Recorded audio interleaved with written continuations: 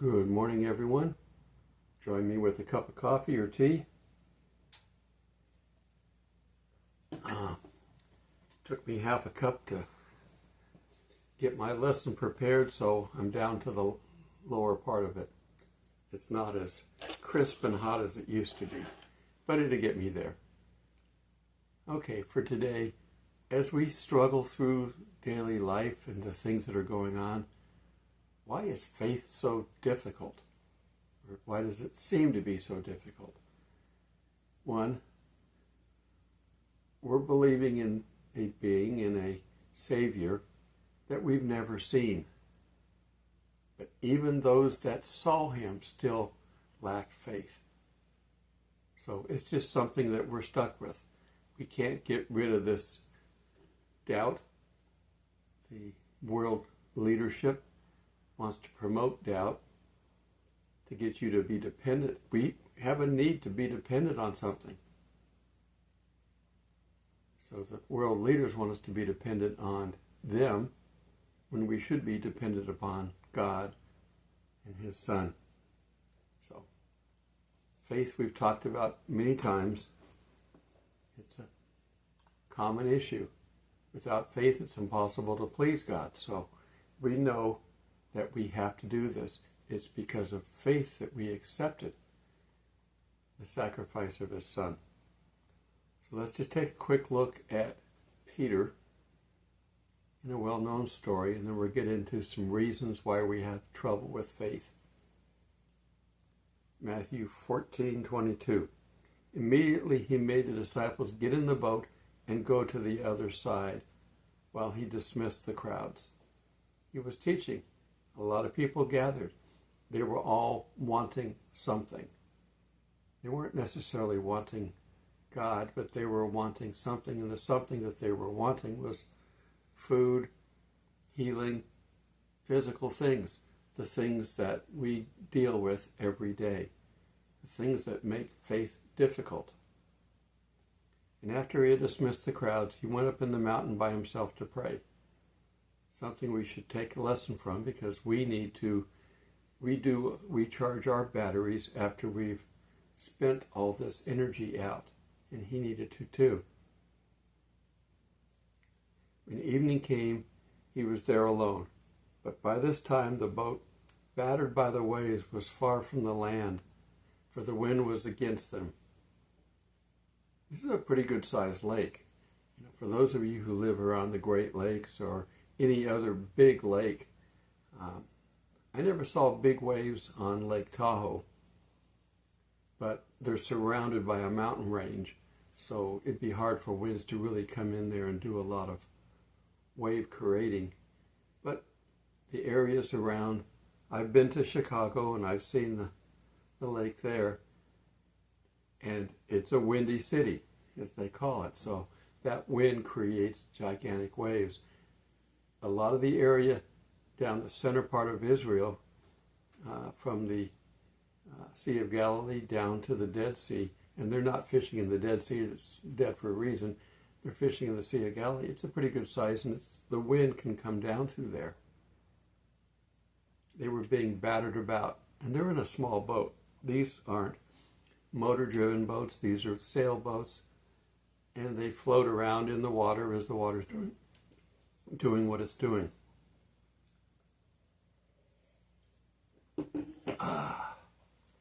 That does taste good, though. Early in the morning, being battered around. So picture the scene. They're all, you can't sleep, you can't stand. I've been in small fishing boats. Now, these are motor fishing boats, but once you get to your fishing location, you turn the motor off and you sit there and you float around. And these things, as a kid with my dad going out on fishing trips, I've been very acquainted with the side rails. Early in the morning, he came walking towards them on the sea.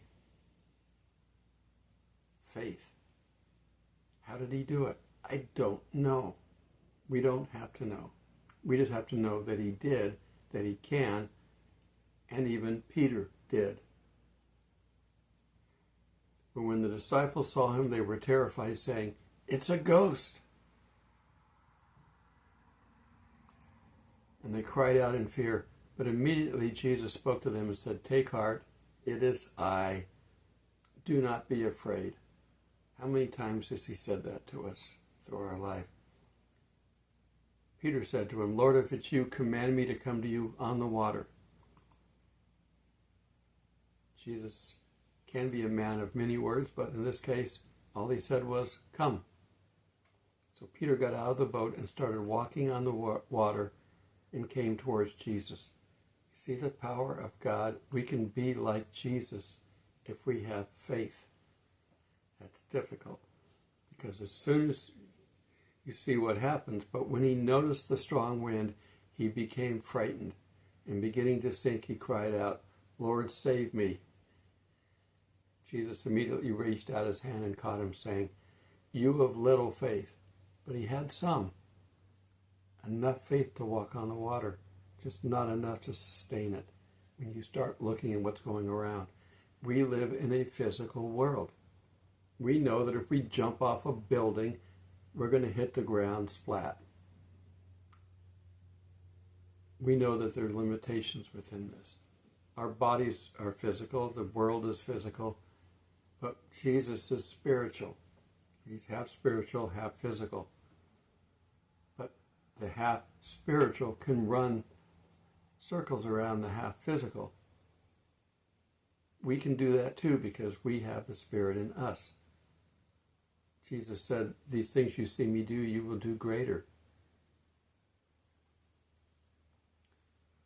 When they got into the boat, the wind ceased. So not only did he walk on the water, he made the storm stop.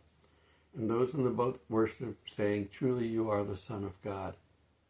Now, why do we again struggle with faith? Well, here's 5 quick reasons. First off, you have to relinquish control.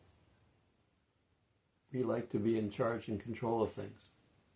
We're taught, from a worldly point of view, the best leaders are those that stay in control. You can improve things by staying in control. So there's got to be some structure. But that means we have to know when and what to do all the time. We organize and do all this stuff that we need. I have an engineering background. I know you've got to plan all this stuff, and you draw it up, and you do charts and calculate all this stuff, and then you put your plan forward. With God, it's whatever you need to do now, do it. What do you mean? I haven't prepared for it. It's okay. I'm here. So that's the first part of it. Why do we have so much trouble with that? Then you have to also, faith is believing in something we don't see. We have to believe in the invisible. And we're taught the reality of things that, if it's not there, it's not there. People thought they saw a ghost when they saw him walking. Well, they believed in supernatural, and they believed that there could be ghosts walking around. They must have had ghost stories back then that they could talk about. The underworld creatures coming out, and that can, you don't know if a ghost is good or bad. It depends on where it's coming from. All these stories. We used to tell ghost stories on our camping trips sometimes, just to kind of spice up the camping. See who gets to sleep early then. So, again, we want to be doers, and we've got to have something to react to. It's hard to react when you don't have something there. It's hard to talk to God when you don't see him. Although he's always around us, he's omnipresent. You can't go anywhere without God. Ask Jonah. And then we have to learn, and this is something that we don't have natural, we have to learn to look at things through spiritual eyes. We see things. I'm looking at my camera. I'm looking at my lights. I'm looking at my computer. I'm looking and tasting my coffee, which is good. I don't know what spiritual coffee is going to taste like. Are we going to have coffee in heaven? I don't know. We won't need to be forced to stay awake. We'll be allowed to stay awake. But will we be able to sleep? I don't know. Eyesight is something we take for granted, but it's converting something that we really don't understand into something that we can see, but still not understand the relationship. When you're looking at me, there's actually more space between the atoms than there is matter. When I do a computer graphic, if I do a mock-up of a spaceship or a planet or whatever, really all I'm doing is creating a surface. I don't make it solid. It would take too much computing power to think of it as solid. So we create a skin on the outside of a wireframe drawing, and then we can put something on that that looks like what we want it to be. But it's an illusion. Everything we see is an illusion. It's the interpretation of our brain. There was a test many, many years ago. I guess I heard about it when I was out at Stanford. Our eyes interpret what they see. Technically, looking at the focal point, the lens in our eye, we know that if something goes through one lens, it inverts it. You have to go through a second lens to invert it back, but we've only got one lens. So technically, everything we see is upside down. But the brain flips it. And they prove this in this science class. I don't know what type of class it was, but it had to do with the way we saw things. They paid volunteers to put on these long glasses. They wear them, and then there's a long part of them to them, so it would convert. So it basically flipped everything they saw upside down. They had to wear them, and for some they had to drop out. It was too hard to do. But the ones that finished, after about 2 weeks of it looking at an inverted image, the brain flipped it back again to a right size image. So that way when they took the glasses off, everything was upside down. So they had to keep the glasses on for it to be right. When the test was over, I don't know what they paid them. Hope it was enough. When they took the glasses off, then they had to go another 2 weeks for the brain to flip it back. So we're already seeing an illusion, but we think it's so real. Now we can look in the scriptures. Mark 8:22 encourages us to, when Jesus healed the blind man, to give him sight. How did he feel? He's been blind all of his life. What's he going to do with this? Your brain starts getting overwhelmed. When a sense is down, whether it's touch, sight, hearing, whatever, when you're down in one sense, all the other senses heighten up to cover that loss. So what happened when he got to see again?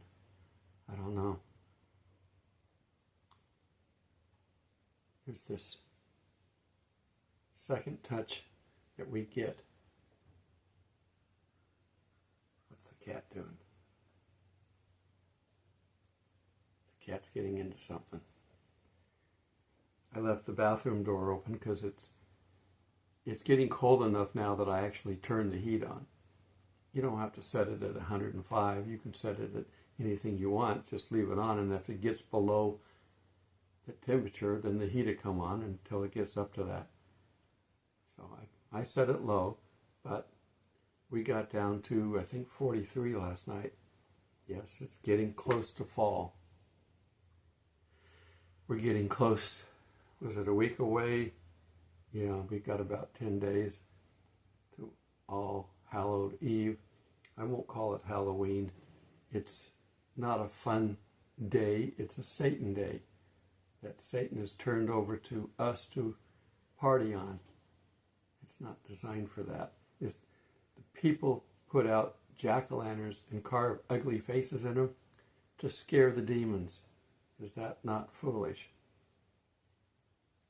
Demons don't look scary. They look like normal people. We don't know their intent. They could look like a salesman. They could look like somebody you meet on the street. Your co-workers, they can be demon-possessed. Unless they're Christians, they can't be. So once again, we're dealing with something we don't understand. And finally, faith requires that you live in the current circumstances without really knowing the ultimate income or outcome of it. If you're preaching the gospel to somebody, unless it's somebody you're going to be with or work with or relative or whatever, you're not going to really know the progress that they're making. Our job is simply to present the gospel and then maybe let somebody else carry on the feeding for a little while, because these new babes in Christ need to be fed milk, not meat. Someone has to handle that, and then somebody can feed them meat later on when they get to that point. It may not be the same person, so we don't always know the outcome.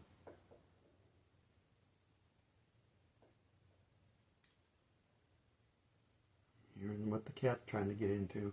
I don't know. I got the door closed. He can be a pest. So I guess I need to start letting him in more. I've shown him to you a couple times, and he's doing fine. But anyhow, faith requires us to trust in God. It's that simple. We can't define it. We can't explain it. We don't know how God does what he does. We just know from experience what he can do.